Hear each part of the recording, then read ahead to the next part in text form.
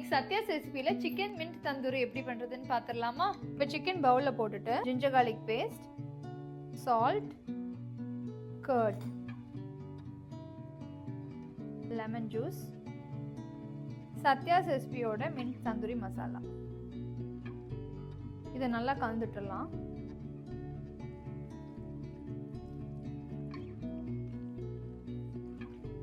Minimum 1/2 hour to 1 hour ஊற வச்சிருங்க. நம்ம ஷாலோ ஃப்ரை தான் பண்ண போகிறோம். சிக்கனை போட்டுக்கலாம்.